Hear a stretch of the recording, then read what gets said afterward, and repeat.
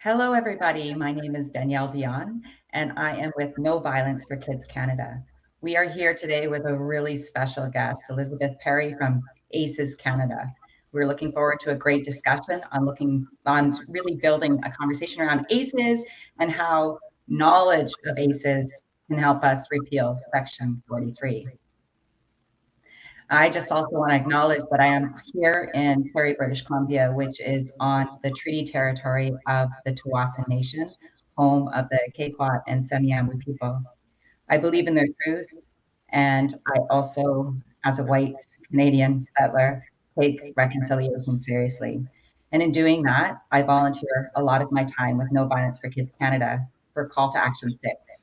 This is to repeal Section 43 of the Criminal Code of Canada that gives reasonable force to use violent discipline in our parenting and in our caregiving with children. It is our mission to spread public awareness and to raise some noise so that we can help protect kids worldwide. Over 63 countries around the globe have already done this and banned violent discipline. Canada is falling behind, and it's a shame. So part of our work is to have conversations and dialogue, and we encourage all of you to do the same. We can't stop talking about this. We have to talk about this more and more, and we need to talk to kids about this and everybody who will listen. We need to repeal Section 43 in order to uphold the rights of all Canadian children. And it's our work as Canadians to recognize our work in reconciliation and to believe the truth of the crime scenes that are happening all over Canada and have been happening for decades. Section 43 has been part of our laws since 1892. This is a colonial law, and until it's off our books, we can never answer to this. We need to repeal Section 43. So today, we're going to continue this dialogue, and we're not going to stop until we repeal.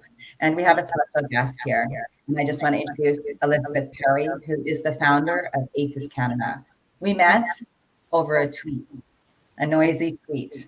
And Elizabeth reached out and was like, hey, I want to stand up and talk about this. So thank her. Elizabeth is a fascinating hero in my book.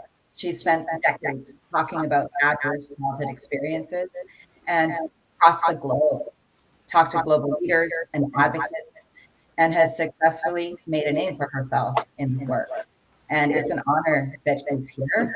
She's also a registered counselor, certified early childhood educator, and full of a wealth of knowledge. Today, she's prepared a presentation for us to look at how adverse childhood experiences and early childhood violence can have terrible outcomes, and helping us understand why it's so serious we repeal Section 43. One of my favorite quotes is by Fred Rogers. Anybody who helps a child in his life is a hero of mine. So I'd like to welcome Elizabeth Perry, and she's a hero of mine. Welcome, Elizabeth. Thank you, Danielle. Thank you so much for having me and hosting me. And I'm really looking forward to having this conversation with you and presenting this PowerPoint that I put together just to help myself understand what's happened with repealing with the process that we've undergone in Canada. In our efforts to have this legislation repealed over the period of time. I'm a fairly new member of this advocacy team, but when I sort of became aware of it, it gave me the idea that this would be a really good action item to focus on, for ACES Canada to focus on, that if we could, sort of change the legislation, we could achieve all of our goals in making Canada the best place for kids to grow up. Absolutely. Good points. Recognizing how adverse childhood experiences and a criminal code tie in together, right? So today, I guess we're going to discover more of that tie-in. I'm curious, Elizabeth, if you can tell me and our viewers what brought you to this work. What brings you here? Where's your passion come from? Well, I'm a person with lived experience. So I actually grew up with adverse childhood experiences, but I didn't know that that's what they were called. And I didn't know what the impact of them was until I read Bessel van der Kolk's book, The Body Keeps the Score, when it first came out in September 2014. And when I read that and I sort of did the self-assessment, and I realized that my score out of those 10 items that were actually studied for the adverse childhood experience The original. study, the original study, right? I mean, there's obviously more studies have been done since then, but I scored a 7, and I don't typically sort of fit within the people who would be expected to score a 7. I'm white, I'm relatively privileged, I'm, sort of older generation. And so there would be an expectation that I would be, one of those people who would have gotten off a little, sort of free, right? And so it really explained to me why, I had like huge challenges in my adult life. Until I sort of started to realize that I needed to take control of what was happening. But, that piece about adverse childhood experiences really pushed me over the finish line in being able to recover from my previous life and all of my previous life experiences, because it gave me that context, right? It freed me from any of the guilt or the shame, or the thoughts that, maybe I was, there was something, a major character flaw, or whatever, that was attracting all of these, sort of bad experiences, right? How validating, right? When you see it in a book, like The Body Keeps a Score was a big one for me too. When I read that book, it was like, I remember just so many aha moments and validation, and I just wanted to hug the book. I felt like for the first time I was seen. It's really interesting what you're saying. When we learn something like ACEs as adults, it puts a lot of answers to a lot of questions we might not even know we were asking. Exactly. And I think the other thing that stood out for me was I had been working with a therapist for about 10 years before I had found out about adverse childhood experiences. And we knew that early life trauma had, sort of impact, and, the way we were, we existed in our families and the way our families interacted with us and all of those kinds of things. We've known this, we've had this knowledge collectively for ages, right? I mean, I became an early childhood educator in the early 80s, right? Late 70s, early 80s. So I knew all of that stuff my entire adult life, right? And I thought, because I knew all this stuff, that I would be able to, that I had been able to, sort of mitigate my own experiences and that sort of thing, right? But even having worked with a therapist for 10 years, he never mentioned anything about this adverse childhood experience. I had research. Lifetime of therapy. Nobody ever talked about it. They just wanted to know more about the trauma. Yeah. And listen about the trauma. As I was walking around, okay.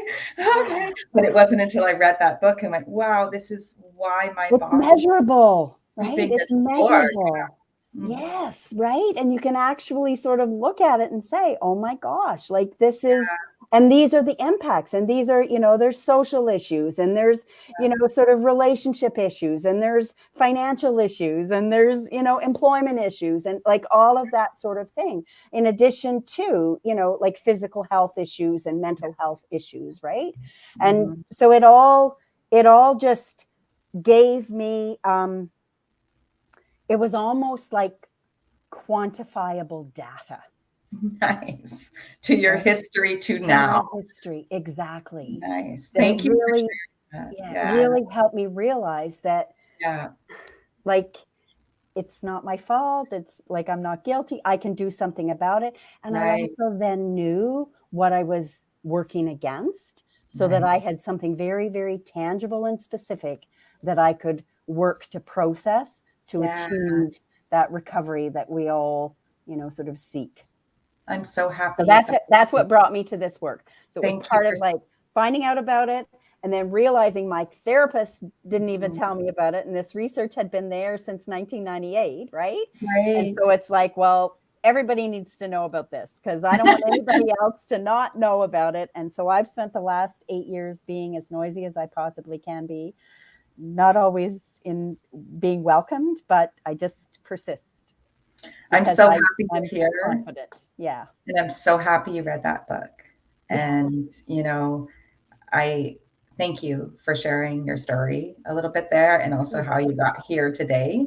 And I'm so happy that you say you're loud because I'm really working to not be so loud, but it's definitely a natural strength of mine. I am a stander-upper and I'm okay with rejection and resistance. I think that's one of the strengths I take forward is recognizing like, oh, give it to me. I'm good. I'm going to speak up loud. Section 43's got to go. And I'm going to find my heroes and I'm going to find my people. And we aren't stopping. So we're going to be loud together on this. Yes. And I appreciate, and I'm delighted, absolutely delighted to be connected with you. Yeah. This is fantastic. Anyone who's out there watching right now, I'm seeing little hearts and I really appreciate that. It does encourage us. So press those hearts and share with your Facebook page and help bring people into this conversation on adverse childhood experiences. We have a real special gift right now. Elizabeth Perry has prepared a slideshow for us to look at adverse childhood experience. So a bit of a learning journey, and I'm really looking forward to this. So we're going to just take a deep dive now for the next 25 minutes, and I'm going to share to our screen and here we go. I'm handing it all over to you, Elizabeth.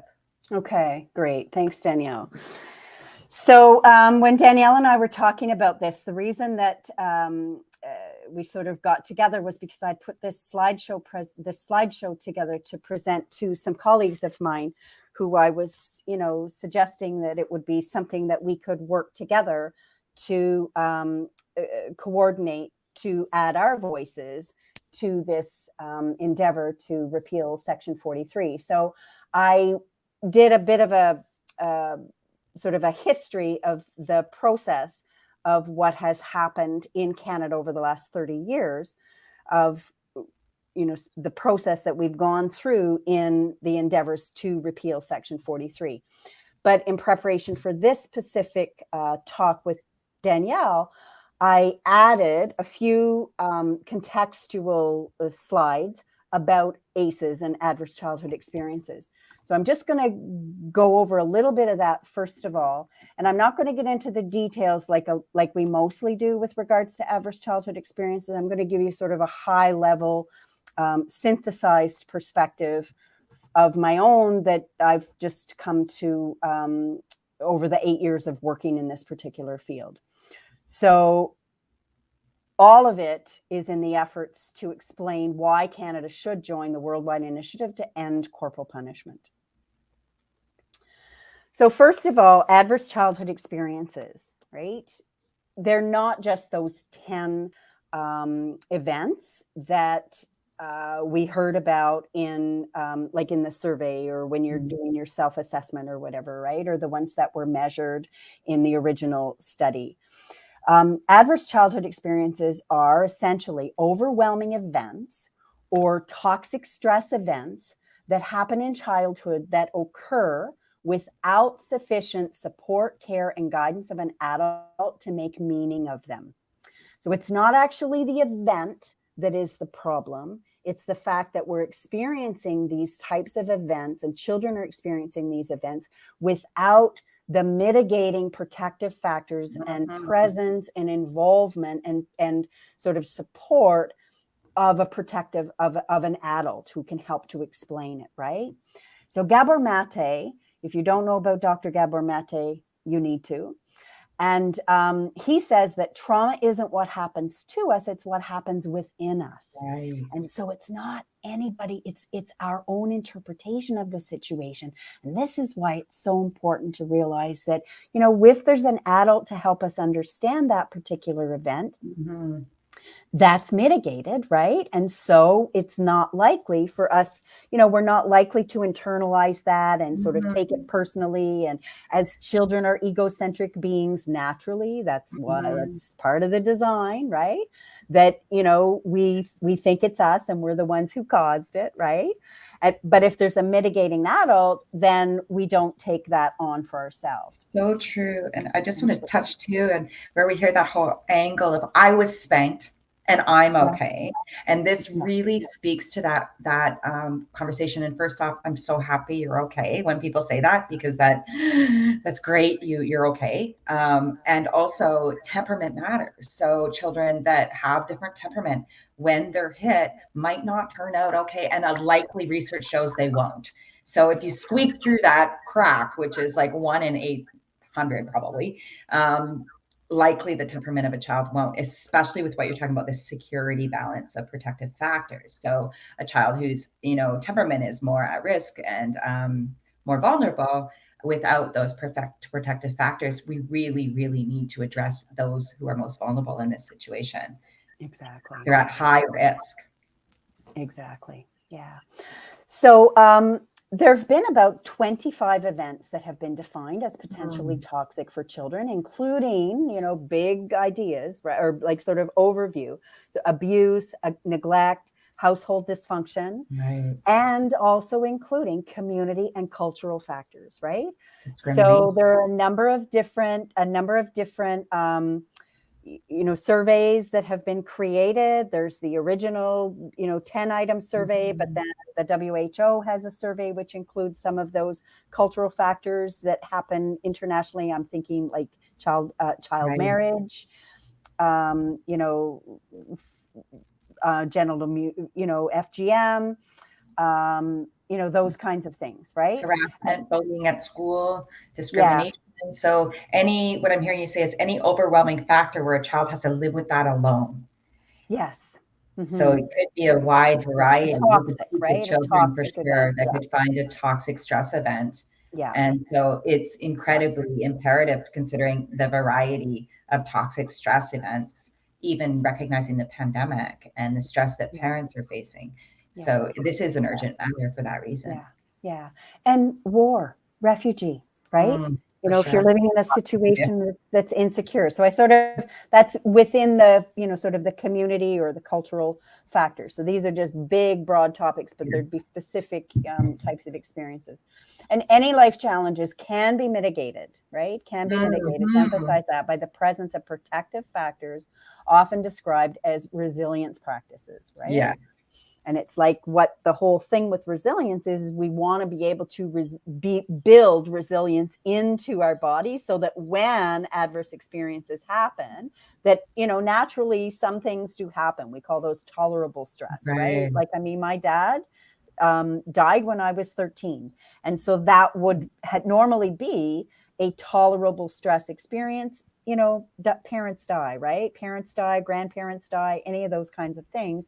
It's a normal experience to have. But if you're doing it by yourself as a child and you don't have the protective adults who are there helping you make meaning of it, then that becomes a toxic event, right? But if we have the resilience built in from the ground up, then, we're able to withstand and survive those kinds of events that are not preventable, right? So that's just sort of my view of ACEs without being too specific. So where does ACEs and corporal punishment come into play? So corporal punishment is the use of force to gain compliance, to correct behavior, to punish, and to discipline. Right? Would you have anything to add to that, Danielle, as your take on a definition before we get into the specific legal definition of it? I appreciate your definition. And I think if I was going to talk about corporal punishment and the breadth of using for compliance or cooperation, I think that's a conversation I could have for 5 days. So it's definitely my niche when I look at discipline and punishment and parenting. So you're walking up my alley. I'll just leave it up to you to continue. Okay, great. So what it does is it involves breaching the bodily integrity and the psychological autonomy of the child.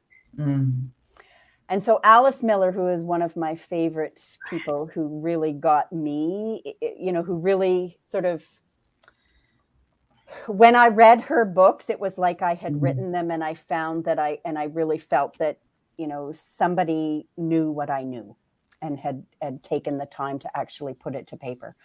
So she found that children begin to be assaulted in their homes as early as a few months. So I thought it would kind of be interesting if we sort of think about a baby, right? A baby is crawling around on on the living room floor, whatever, and the baby's curious and the baby's reaching up, right? Mm-hmm. And maybe there's a little, tablecloth, right? Okay. That's hanging down a little bit, and the baby reaches up to grab the tablecloth, and out of in a way to stop the baby from doing what the baby is doing, that, we don't want the whole thing to come crashing down and this sort of thing. What do? First thing we do, we hit that baby's hand. So what's the effect, right? What's the message that little developing organism is getting, where it's experiencing some pain because it's being adventuresome and curious and interacting with its world and just investigating in the context of the supposedly safe environment with the primary caregiver, and everything is going about in a sort of in a safe, secure context, and all of a sudden there's a smack. So what's the effect on the child, right? We've now breached the bodily integrity of that child, because nobody deserves to be assaulted, regardless of what the context is, and the psychological messaging that is being embedded or activated in that child's sense of themselves, their relationships to others, their security with others, and eventually their position in the world, right? And how they manage problem solving and stress. All affected. Normalizing that violence has a huge impact on how confident they are in managing everyday problems in the future. Exactly, right? So another thing that I believe is corporal punishment is the practice of withholding food to train our children when to eat on schedule. Because what we're doing is we're refusing to meet the physical needs of the developing organism, the child, the babies.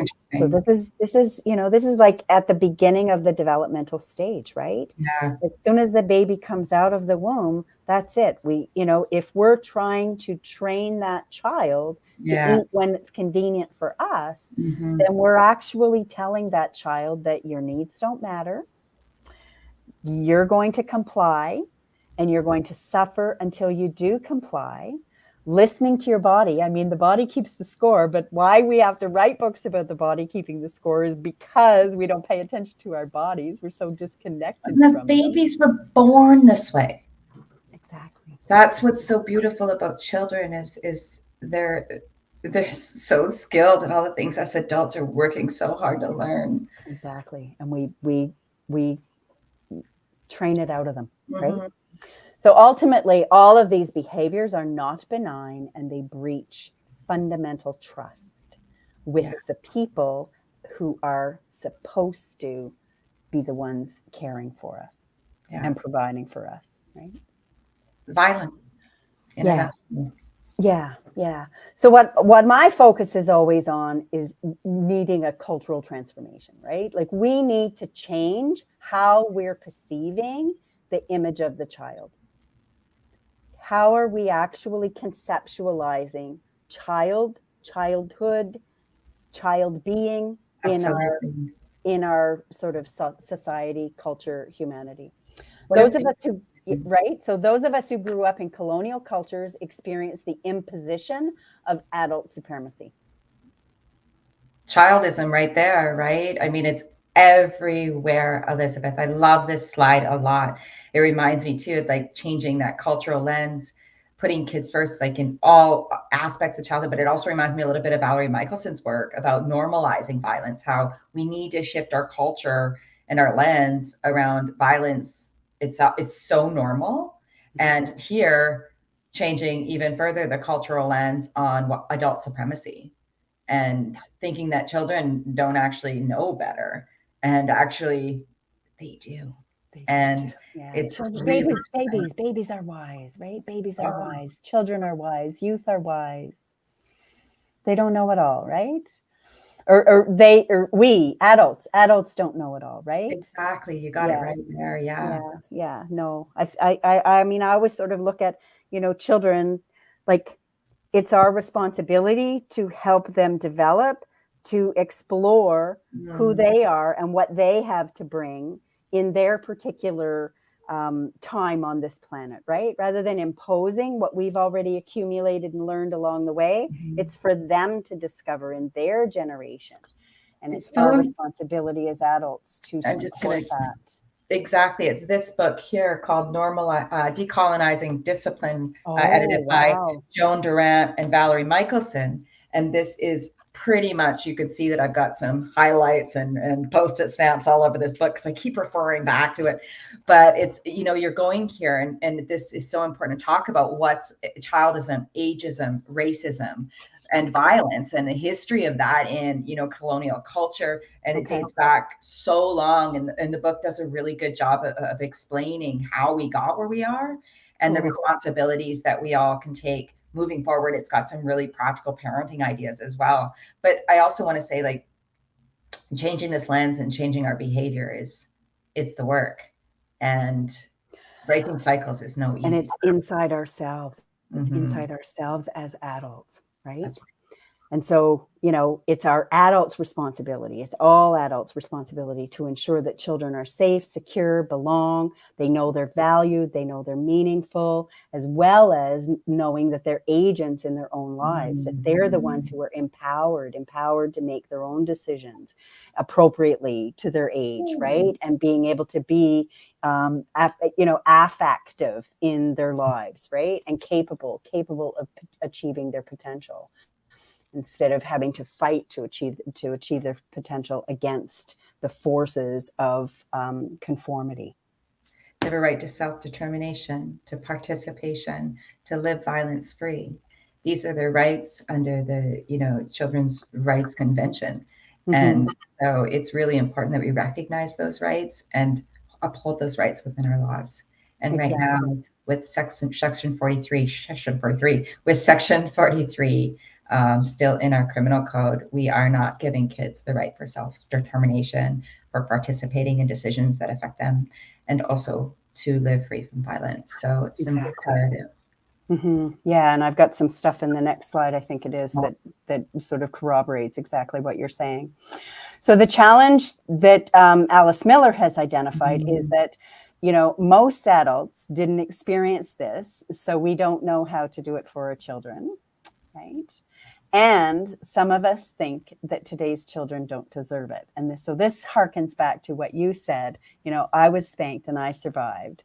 So I experienced this and it didn't hurt me. So I don't need to, mollycoddle the next generation, right?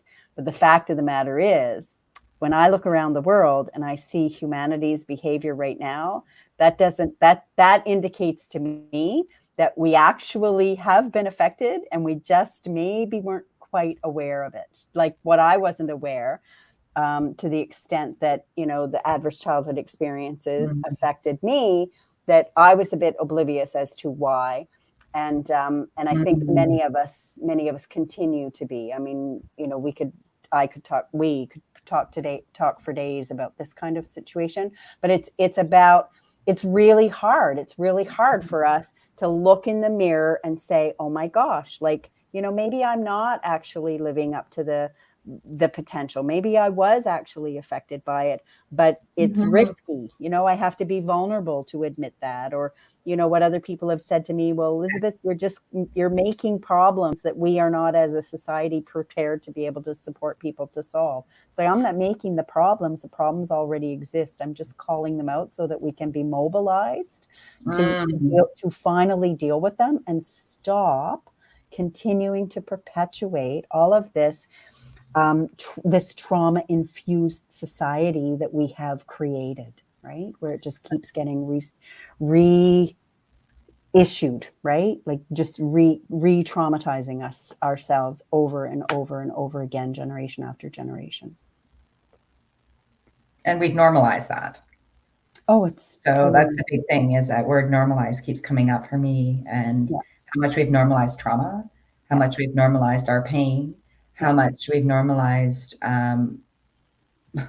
just how the violence and where it starts. And we need, recognizing that violence is in our words and our actions and how we show up every day, not just in a hit, right? If it gets to hitting, we're too late. We're already in a We've violent already lost it. Yeah. And we've normalized that. So we've normalized being scared. We've normalized for children to fear adults. We've normalized all of these things. So it's really important. I like what you're saying, is we need a cultural transformation, and recognizing adult supremacy it hasn't worked in the past, and it's not going to be a part of our future, because there's people that are making noise. Yeah. And I think that the key thing, which you're really part of, is coordinating efforts, right? Like I've been out there doing it for myself for a while, sort of looking to coordinate, but it's great when you can actually find some partners, and then the voice is louder, right? And I think we're accumulating some more momentum across Canada and certainly around the world to actually move this agenda forward. Yeah, absolutely. Sure. We need to start those conversations, Elizabeth, and anybody who's watching right now, it's important that you recognize that we like, share, comment on any of our posts at No Violence for Kids Canada and ACES Canada, that you are helping us. This is social media and justice. And so it might seem like just a comment or a like, but for us that are doing the work, it's support. And also it does help algorithms, which gets words out. So we appreciate that. There you go. Exactly. Yeah. So the other piece that I just wanted to add in was the, child's needs, right? We need to be able to meet our developing children's needs, right? And neuroscience and child development teach us that these needs are fundamental for developing children, right? So they include, attachment, belonging, a sense of welcome. There's a wonderful video that's out there about, I can't remember the name of the teacher, but she said, like every child deserves to have somebody excited to have them, to see them when they arrive, right?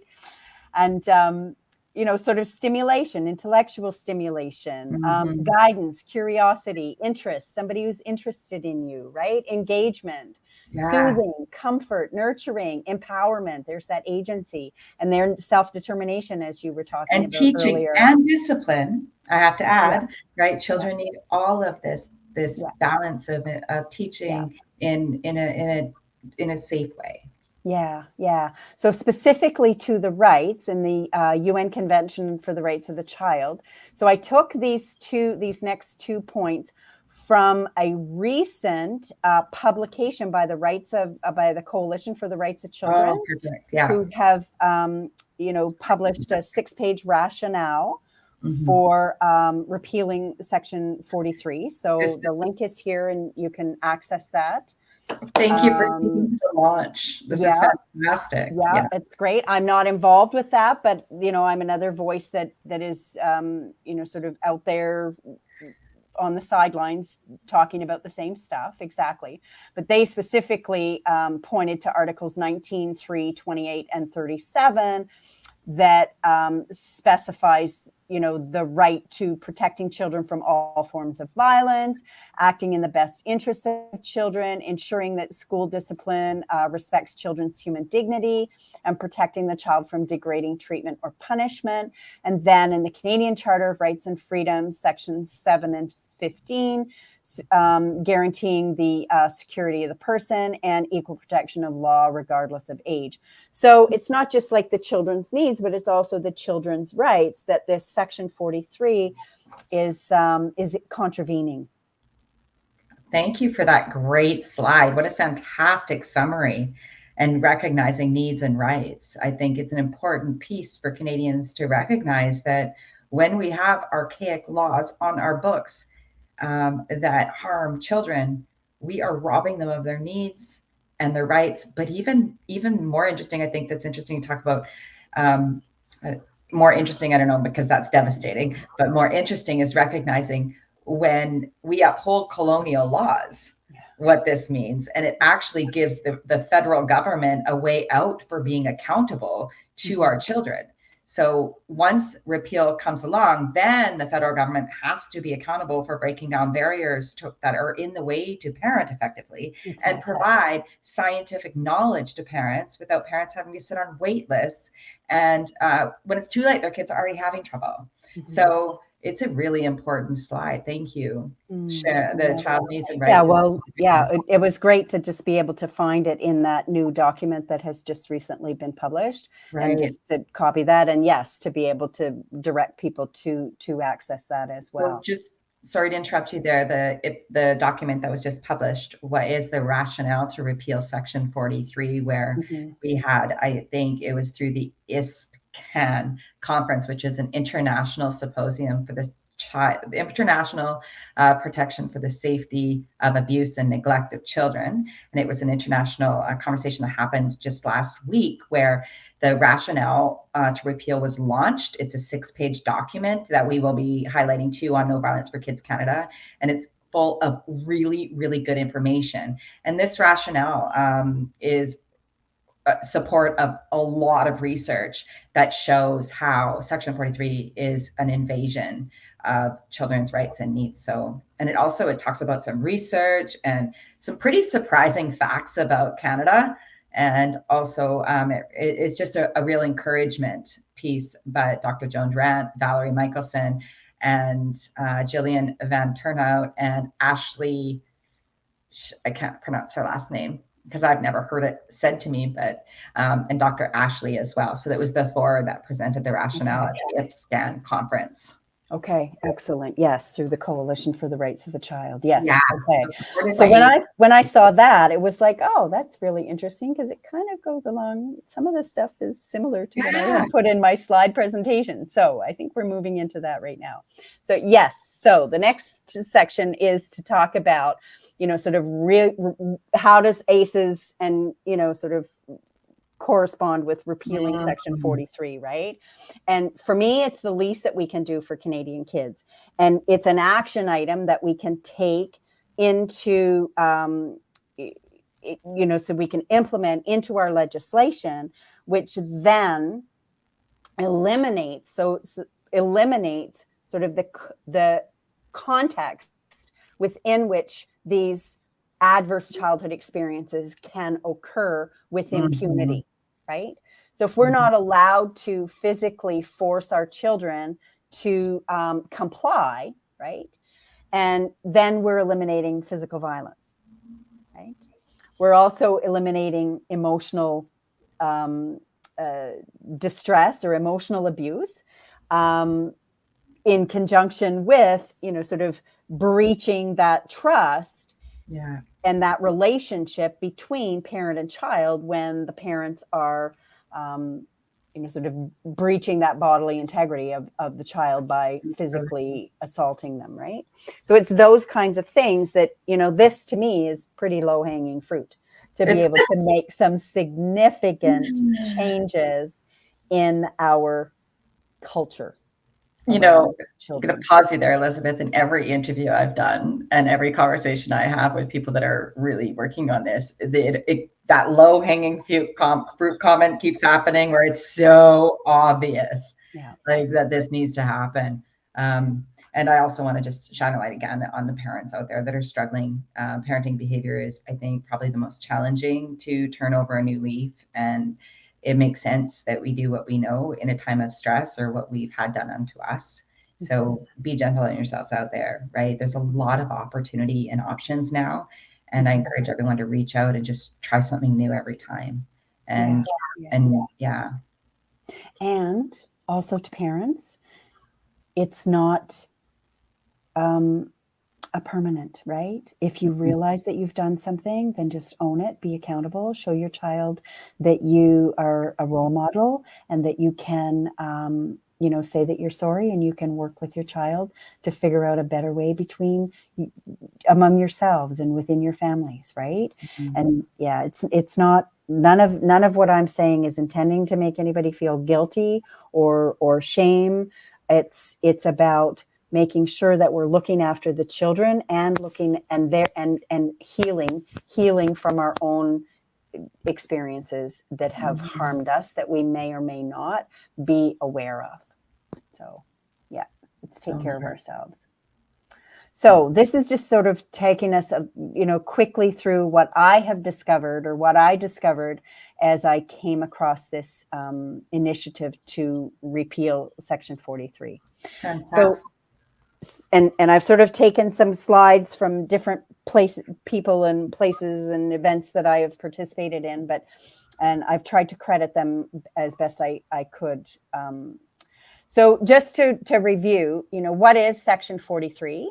And so Section 43 states that every school teacher, parent, or person standing in the place of a parent is justified. So that's circled, justified in using force by way of correction in order to change behavior toward a pupil or a child, as the case may be, who is under his care, if the focus does not exceed what is reasonable under the circumstances. So these are issues because what is reasonable, right? Is it reasonable to tap your child's hand when they're going to grab something? Or is it better for you to just sort of go over and pick up the baby and remove the child from the situation in a loving, nurturing, way, right? Nonviolent way. So the next slide actually helps us to understand. So this was challenged. The Supreme Court sort of came back with the argument that, yes, we don't need to repeal Section 43 because correction by force is reasonable when, and then they gave us a little bit more information as to why this is. It's administered by a parent. So your parent assaults you, and what's the impact of that? The difference between your parent assaulting you and a stranger assaulting you. What's the impact emotionally on you? It's very scary, this decision by the Supreme Court. I actually feel a little nauseous when I read their decision. Right. I think that people, right? So when a parent hits me, I would imagine as a child that's going to have a greater impact on my psychological health than if a stranger hits me. Exactly. So it is quite astonishing that the Supreme Court upheld that. I mean, the lack of knowledge in 2004. Exactly. And we're not allowed to hit babies, but it's okay to hit 2 to 12-year-olds. Yeah, it's okay for us to physically force a 2-year-old to comply instead of just, again, removing the child from the situation, redirecting the child's focus, any of those kinds of things, right? Hugging the child, just giving the child an opportunity to, regulate, right? The child is capable of benefiting from the correction. Well, a lot of the data that you'll see in certainly in that recent, rationale, they're explaining a little bit more, but also in copious amounts of other research, that it doesn't inspire correction. It may inspire compliance, but it doesn't actually create correction. It creates compliant children, which then become compliant adults, which then are not able to exercise their agency in their lives and look after themselves and make, sort of appropriate or good, healthy decisions to be able to protect themselves, let's say in the workforce and in the workplace. And, when people are treating them inappropriately, all those kinds of things, right? It's a good point to recognize, right? Is our goal with discipline for compliance? Or is our goal for cooperation? And recognizing that cooperation is 100% willing. When there's force at all, there's no reasonable force that will encourage somebody to be willingly cooperative. It's coerced. So it's coercion. And this is a law that allows parents to use coercive force. And we know now when children go through this, they end up more likely in relationships with that are around coercive control. And so coercion, when it comes to developing human relationships at early age, anytime Mm-hmm. is definitely something that we all need to know more about and Yeah. recognize our own behavior. Mm-hmm. Mm-hmm. Mm-hmm. And that's the other action plan that I work on. Mm. Get rid of section 43, add in coercive Coercion, consent. which I saw is coming. So there's Yeah. conversation there. That one's moving along quicker than repeal, I think. Okay. Okay. Cool. The force is, again, these are all the qualification or the, factors that the Supreme Court said, no, this is not a problem because it's well defined. The force is of a transitory or a trifling nature. So who forgets being smacked or spanked or, unless unless we're dissociating, right? We remember every time our parents pulled rank on us. Yes. Right? Yeah. We remember that. We remember. Right. We remember that. Mm-hmm. And I just also want to say a really important comment from Crystal Whitney out, who's watching. Thank you for watching. Crystal also mentioned how it damages the relationship with the parent. Totally. And parents, we don't recognize how we move about as a parent, our words and our body, our tone, our vibe, but a smack when kids are hit by a parent, you're right, Crystal, that definitely damages the relationship. And even though the child might seem compliant after, the measure of the relationship is yet to be seen. And I think that's devastating. It's that complete breach of trust. Yeah. Right? Yeah, I mean, sure. So important to think about. Yeah. And so then the next point that, that the Supreme Court said, it's not a problem. Section 43 is not a problem, is because it does not involve the use of objects or blows or slaps to the head. So you can kick, you can hit, you can punch, you can do all this, but as long as you're not using a rolling pin or a wooden spoon, then it's okay. But again, the hand, which is supposed to provide nurturance and love and soothing, is also the one that could, is used as a weapon as well. So how does the child get to know when it's going to be, a good touch or a bad touch? That's so important to talk about. It's actually devastating to think about how a child can understand what consent looks like when they're brought into the world with violation. And that is such an important point to make, recognizing that the Supreme Court decided that just with a hand and not an object, but from somebody who works with parents, a couple dozen a week, I will tell you, child maltreatment reports are due from not because parents are pulling out belts, because they're allowed to hit with their hand. And when they hit, they swing their hand and the child's head falls and cracks on a corner somewhere. So, so the hand is a violent force, and the hand is so dangerous. Children are light and we are big people. And parents, I know, they don't want to hurt their kids. I hear that. And at the same time, when the law makes it legal to smack and to hit and to pinch, in our Justice Canada website, it actually uses the word kicking, slapping, punching, and hitting may be considered an assault for a child. Well, it would be considered an assault if an adult did it to another adult in the grocery store. Right? Or an animal. Exactly. But it's okay for us to do it to our 2 to 12-year-olds. Yeah. Yeah. Right? And so children are being harmed. It's such a cognitive dissonance, right? Like it's just like it's as you say, it's scary, obvious, right? It's scary, right?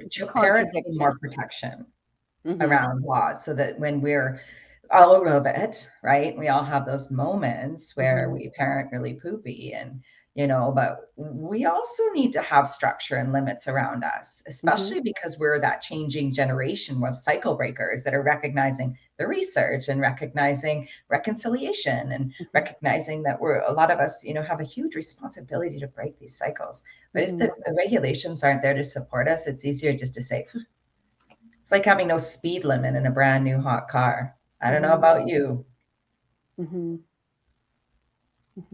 Right? Your adrenaline's going. And I think what happens is that, like in the heat of the moment, right? In the heat of the moment, we might just think we can get away with it, right? And legally, we might get away with it, but we don't get away with it in the hearts of our children. Right. And so we need to have a deterrent that stops us from even having that in our toolbox, right? Lifting a hand to a child should not even be in our toolbox. That's right. So the last thing is that, that it doesn't stem from a caregiver's frustration, loss of temper, or abusive personality. Thoughts on that? Because I don't know about you, but I don't go around hitting people ever. But I'm imagining people that do hit don't do it because they're feeling neutral and calm. Exactly. And really want to problem solve and live in the relationship. Yeah. People are violent when they're mad, when they're angry. It's not frivolous and tedious. It's a violent act. So this really kind of creeps me out, this decision by the Supreme Court. It makes you wonder about the lens of the judgment, and also recognizing, there's a threat of colonialism and far-right Christianity and extremism in it. And it's old. Since 2004, there's been a lot that's changed, and we know a lot better. This is but we're still not doing better, and we're still getting, up until 2021, we're still getting resistance to actually changing this legislation. So this decision and these rationales from 2004 are still standing in 2022, and that needs to, be removed. So again, just really, really quickly, I've gone through it a little bit, but I got this slide from Bob Munder and John Hunter. They were doing a presentation, yes, on their book, from their book Damaged, exactly, which he was on with you a few weeks ago, right? And so what they're just outlining here in this diagram here is the effects of childhood adversity in the lifespan, right? So, health risks, physiological changes, social determinants of health, right? If we're not supporting people in the communities and, giving access to resources, interpersonal effects, psychological effects, and then causing physical illness, mental illness, and what they were saying, troubling interaction with the healthcare system, but also just troubling, dysfunction, right? Dysfunction in society. And so, assault, physical assault, corporal punishment in any kind of a way is when you're taking away you're breaching the bodily integrity and the, autonomy, right? Psychological autonomy of the individual, and all of that is going to create toxic conditions. So this was just a slide that I included, which sort of outlines that, ACEs and specific types of ACEs affect and influence sort of certain adult behaviors, right? And so specifically corporal punishment fits under the influences in causes or, risk factors, not necessarily not causes, but risk factors for use of illegal drugs, excessive use of alcohol, and attempted suicide. So corporal punishment was actually included in the research as being part of, sort of that huge suite of adverse childhood experiences that are implicated in these specific types of behaviors. And, there's a lot of money going towards people, supporting people who deal with, substance use. And if we just got to the root causes and address the root causes, we could stem many of our social ills in a generation. Right? What an incredible slide! Yeah. The corporal punishment. So this will be available, and you'll post it on your YouTube. Absolutely, it's going to be through it and on YouTube, through it and that sort of thing. Yeah, and be able to read through it a little bit. So just briefly some of the things that people have come up with to say, oh, well, we shouldn't repeal Section 43 is that, there's no evidence to support the belief that it actually is successful in disciplining children. So that's corroborated by the research. It may elicit compliance, but it creates even worse effects within the psyche of the developing child, which manifests after the fact, right? There's also no evidence that in countries that have enacted the prohibition of corporal punishment, and this is really important, that there's a rise in parental incarceration, so that we don't have to worry that, okay, so now, all the parents are going to be incarcerated. Well, you know what?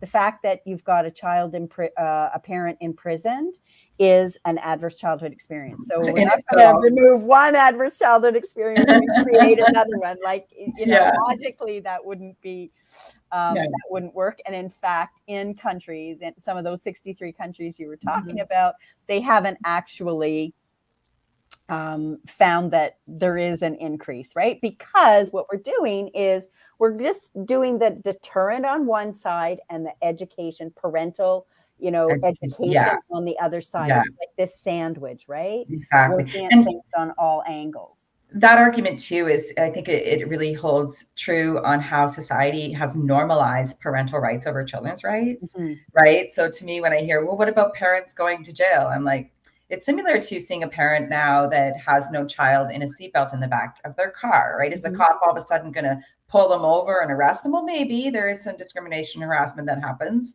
But the likelihood of going to jail because your child is not wearing a seatbelt is quite low.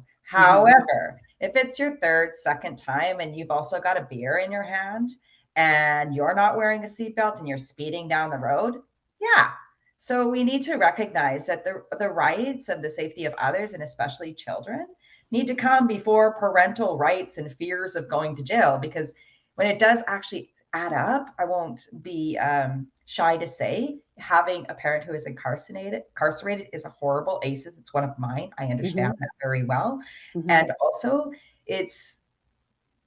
I kind of wish when I was young, that's the reason that my parent went to jail. It was because somebody spoke up for me. That's not what the reason was. So we really do need to have a different lens on that argument. And I'm willing to have it with anyone who wants to listen. Right. So contact Danielle. Contact you too. You too can have a conversation on Facebook. I'm with you. Love to chat. So the other piece is that having a law to protect the autonomy and dignity of the child is a necessary feature of society to act as a deterrent and a motivation to inspire us to provide alternative options and supports for families. Right? So this is sort of overcoming the objections. Here's my old background in sales coming up, right? If you disagree with this argument, I'm going to explain to you why my argument is why this is a really good thing for us to buy. Nice. To buy into. There you go.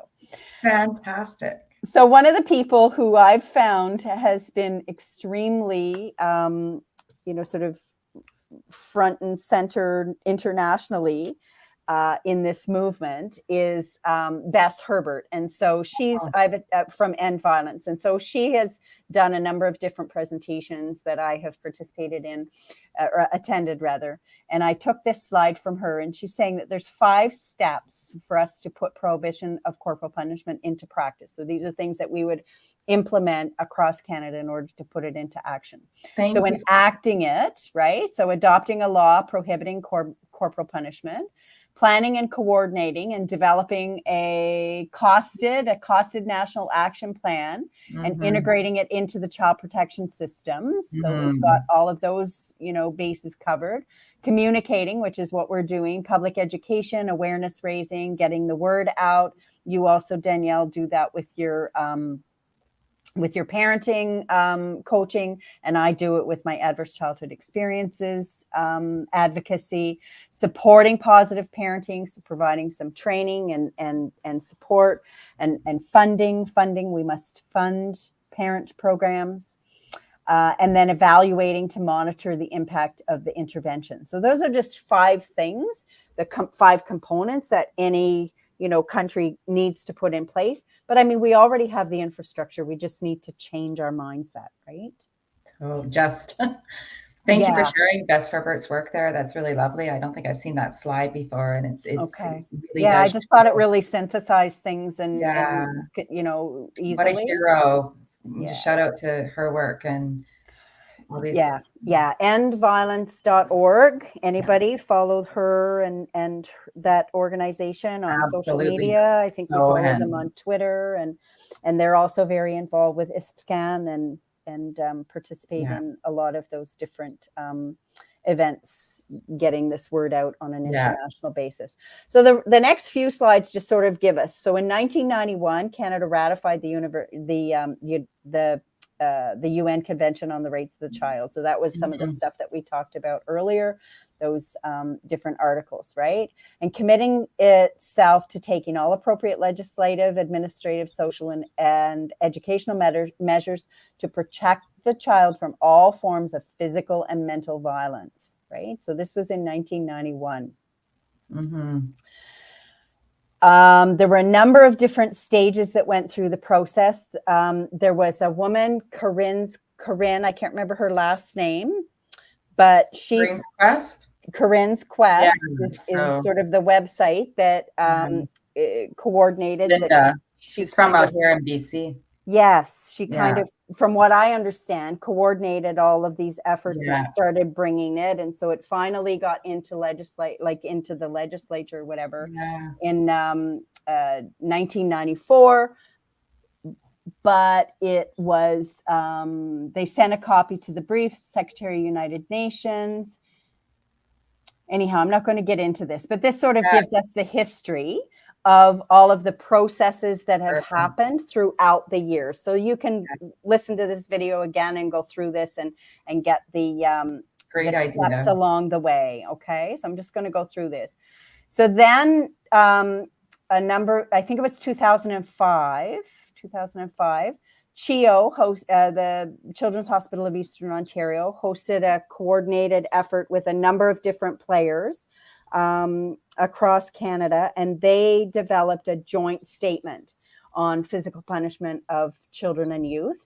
And that is it's a multi-page document which outlays it all, explains everything, but also then they've created this one pager, and all of these resources are available online, and we can go into them more deeply. So we can all get access to this information. We can inform ourselves, we can inform each other, and share it on social media as well, just to get the word out. So this is another resource that's available. I want to quickly pause you just right there, back a slide, because I just want to highlight too CHEO's work with the joint statement. So it's a joint statement on physical punishment of children and youth, and it was developed by Dr. Joan Durant and Ron Ensom, who are still working diligently to have endorsers. There's over 650 organizations and individuals across Canada who have already endorsed the joint statement, and we're talking the Boys and Girls Club. I'm drawing a blank, but pretty surprising. Many school districts, actually, which is fantastic, considering the Canadian Teachers Federation really needs to get on board. So we need endorsements, and please contact us. I put a little note here. You want to become an endorser? It's free. Talk to your organization, your institution, your association, your coaches, and let's build that joint statement up. So when this bill gets to the floor, that, whoever the brave senator is has this document of support of Canadian organizations. So powerful piece of advocacy work, and two heroes, Dr. Joan Durant and Ron Ensom. So I really appreciate you mentioning the joint statement here. Thank you. Okay. Excellent. Great. And then there's the section call to action number 6 in the Truth and Reconciliation Commission. And, while we're working on reconciliation, truth first, reconciliation to follow. And, we need to implement this, as well as all of the other calls to action that have been identified. Okay, I'm just scooting here. The thing that's also then interesting is 2018, Canada became a Pathfinder country. And so that means that they are committing themselves to making a formal commitment to end all forms of violence against children, legally prohibiting violent punishment, and providing support to parents and caregivers. And yet they still have not repealed Section 43 in the Criminal Code of Canada. So even, 4 years ago, they're sort of signaling that they are intending or wanting to be leaders in the world, and yet they're not, right? We are not standing up for kids and ratifying this legislation. This is the conversation MPs need to hear. We are a pathfinder country. We are saying globally that we support children's rights. Mm-hmm. Our global leaders, our Canadian leaders are going around the world saying that we do, and our laws don't. So we need to bring this dissonance to your a contradiction. MP. It's completely appalling. And so if you can get a hold of your MP, snap a selfie, send it to us. We want to see which MPs are involved and ready to stand up for kids. We want lots of pictures of MPs' faces who are willing to do that. I'm struggling to meet mine, and I encourage you to meet yours. So this is an important dissonance. This is the conversation with MPs. Is Canada not a pathfinder country in supporting the rights of children? That's our question. Good. Okay. So the other things that have happened, UNICEF set out the report in 2020, grading Canada 30 out of 38 as good places for children to grow up in Canada. I mean, that's disgraceful. Isn't that something? When I read that, 30 of the all. So if that's what I got from this, I haven't spoken out loud about this yet, Elizabeth. So out of the 38 developed countries in the world, Canada rates number 30 as the healthiest, on like a scale of healthy places for kids to grow up. Healthy places for kids to grow up. Yeah, that was what it was. Yeah. Appalling. Exactly. The report card 16. So you could Google that. And I mean, I've got the link here, and you can copy that somehow, right? And then in 2020, the ombudsperson for the victims of crime, so this is another person that you can contact as well. She at the time wrote to Minister Lametti, who is the Minister of Justice. And there's a message here to the link, but Lametti's response was Section 43 of the Criminal Code is a limited defense to criminal liability for parents or persons standing in the place of parents, and teachers for the non-consensual application of reasonable force of a child. So he's saying we don't need to repeal it because it's only a limited defense in to criminality, right? To criminal liability. He is speaking from lawyer speak, and it makes totally sense. It's just a limited defense. However, that does not hold the federal government responsible for protecting Canadian kids. And it also doesn't help us have a streamlined understanding as Canadians that we give a crap about kids.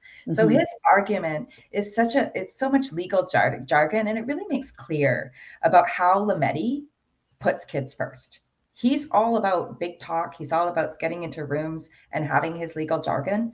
But how would he feel when his kids just have a little bit of a hit, slap, spank, kick, pinch? Maybe? Is that abuse, Lametti? That's my question. Yeah. So this map just shows us, and I think it's 61 countries on here, but it's 2 more have signed in the meantime. But this is just around the world. And so the dark blue are countries that have not signed. So, we got something in common with Russia, aside from the North. Oh, this is so horrific. I hope you tweet that. That was a tweet. Canada does have something in common with Russia. Right. Neither one of us are protecting the rights of our children. Yes, exactly. And again, the source of that is endviolence.org. Okay. Yeah. So what can we do? What can we do? So these ideas here, it like Danielle's got really ideas, and she's really working, hard to get the word out. But these ideas are just sort of, they were part of a sort of a presentation done by Bob Maunder and John Hunter about, in their book Damage, just telling us what we can do to speak up. But I'm going to just let you sort of work on that one yourself. But where I'm going to get into is, who can we contact? Who can we collaborate with, right? Your Minister of Justice, the Marcia Ian, the Minister for Women and Gender Equality and Youth.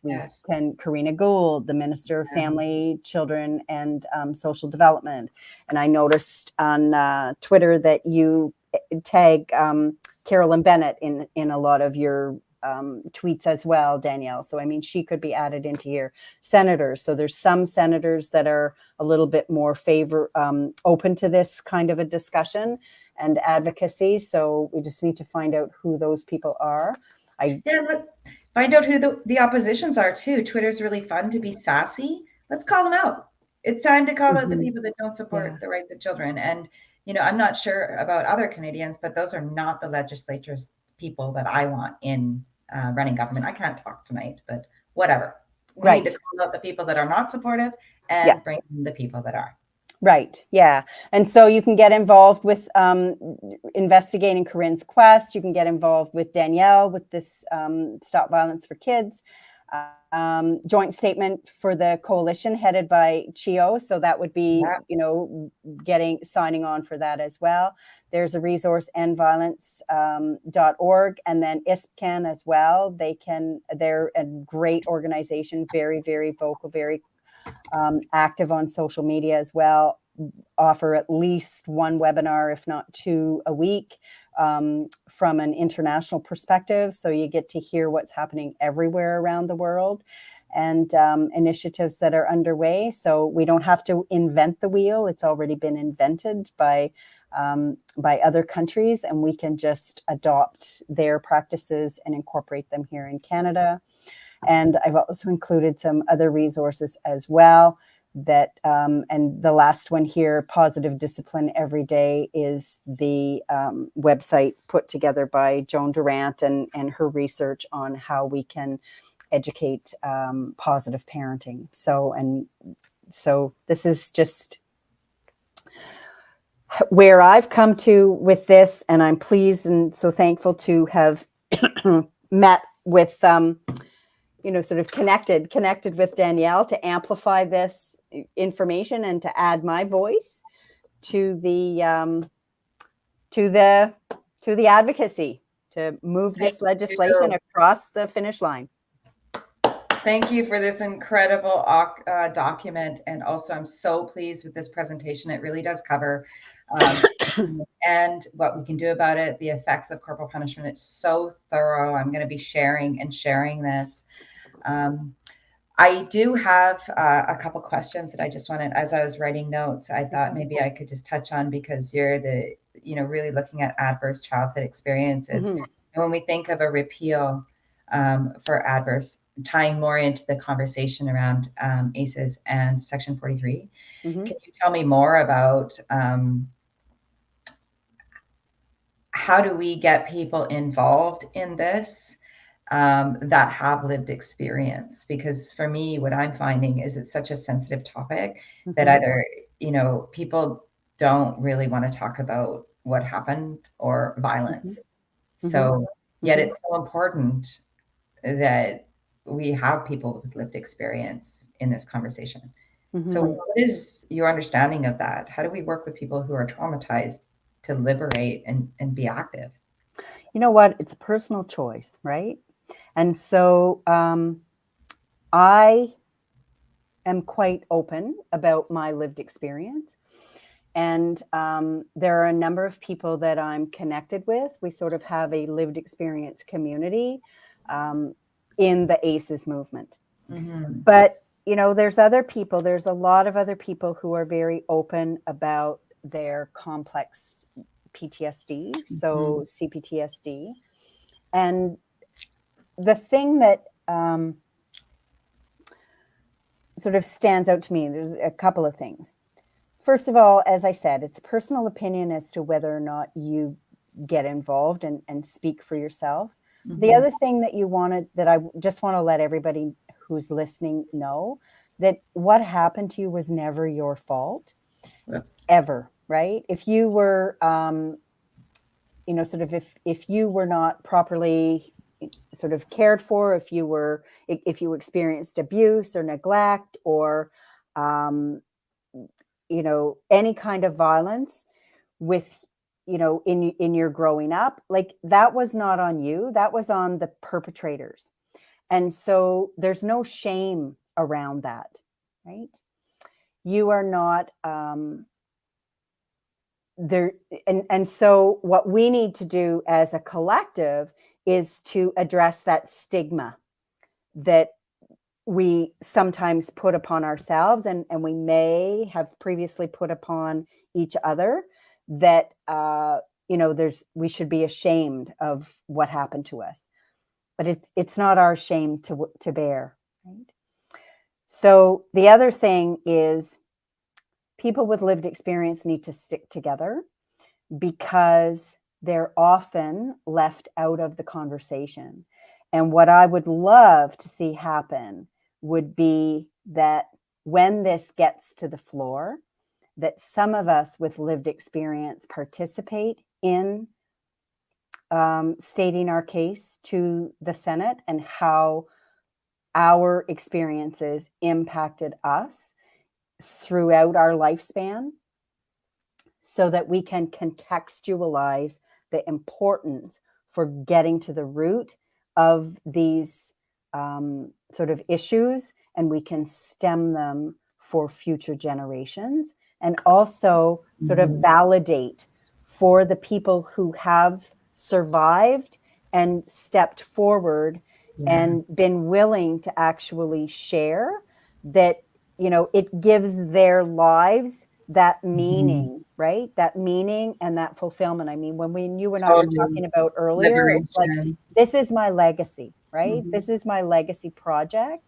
because it gives my life purpose. And So meaning. all of the things that I experience now can be channeled into raising awareness and moving that social consciousness to a higher level, so that we can see the effects and prevent those effects from perpetuating in future generations.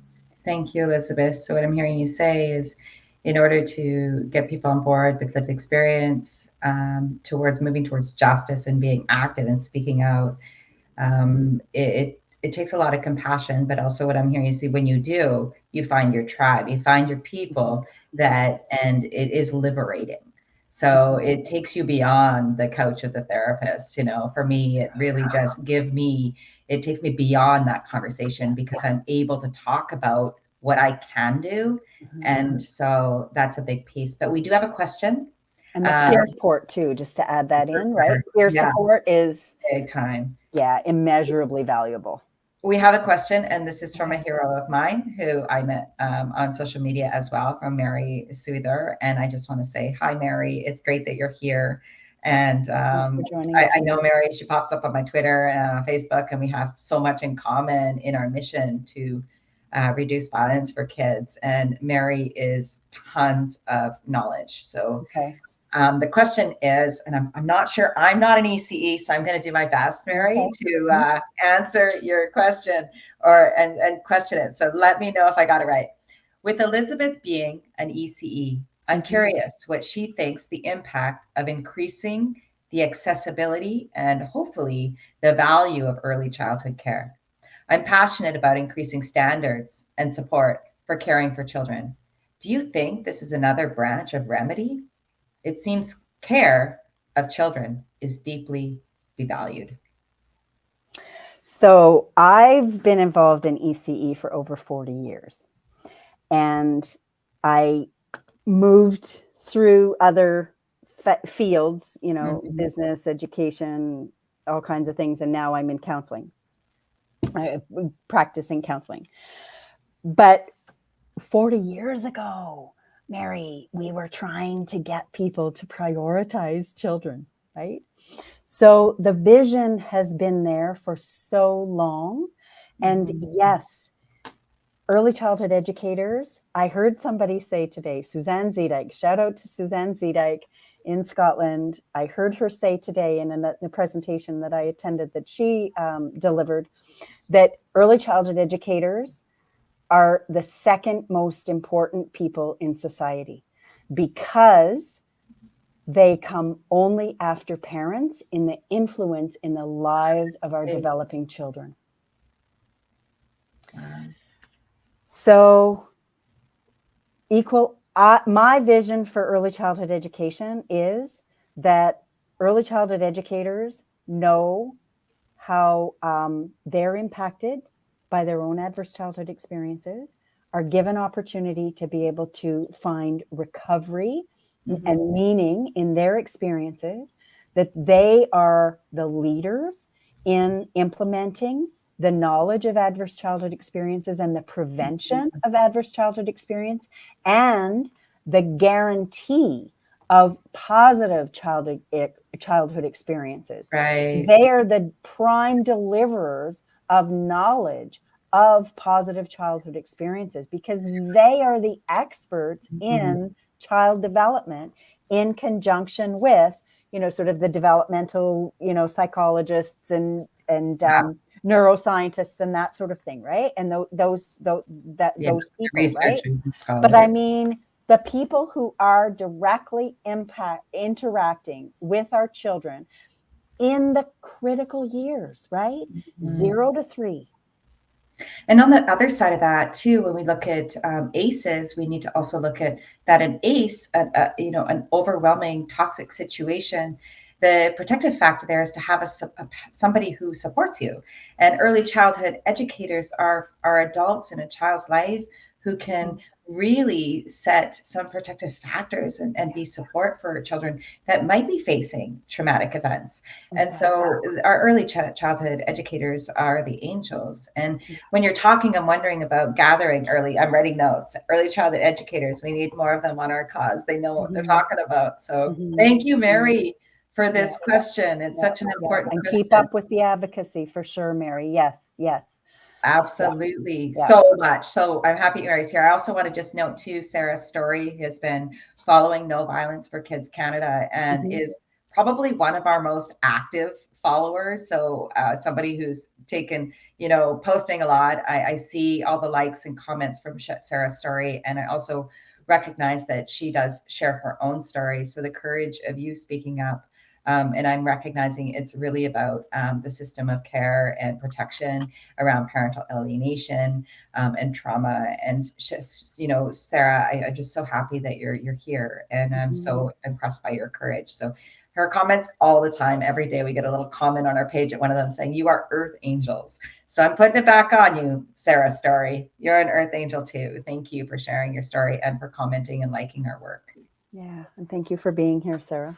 Yeah. So I also want to wrap up. I know that we're taking up a lot of time here. We have such great information, Elizabeth. This is a fantastic, thorough presentation. And the work takes all of us to move legislation forward. It takes the researchers, it takes the people with lived experience, it takes the advocates, it takes the collaboration. It takes the courage of a senator to take a bill to the floor, and it takes all the people that help them write that bill. And it takes MPs to get on the floor, debate, and talk about this. So most of all, it takes public pressure to get all of this together. And right now, this repeal of Section 43 and protecting children, their rights and their needs, Canadians need to start standing up, and we need public pressure. And I can't say enough about it's a legitimate form of advocacy. We have social media. We have ways of standing up. For me, in April 30th coming up is International Ban Corporal Punishment Day. And so I'm going to be in Victoria at the legislature with a sign. I might be by myself, so calling anyone who's in Victoria who wants to stand with me. And I encourage you to stand on street corners with signs all by yourself or with a friend. Make a post on your Facebook, share it with us, take a photo or a video. Couple of minutes, just tell us why this needs to happen, send it to us. We want to share your work, we want to highlight your noise, and also we just want to collaborate. We need to stay with the heroes, and one of our big heroes is Elizabeth. So thank you, Elizabeth, for being here. Thank you, Danielle. And I do want to say I didn't say it at the beginning, but I'm going to say it now. I'm extraordinarily privileged to be speaking to you from Mi'kma'ki, the unceded and ancestral territory of the Mi'kmaq people. And every day I work towards amplifying truth and establishing and working towards reconciliation. Peace to that. Thank you, everybody watching. Please do like, comment, and share, and invite your friends to No Violence for Kids Canada. It's our work to stand together for Call to Action 6 of the Truth and Reconciliation Report and repeal Section 43 as soon as possible. Thank you.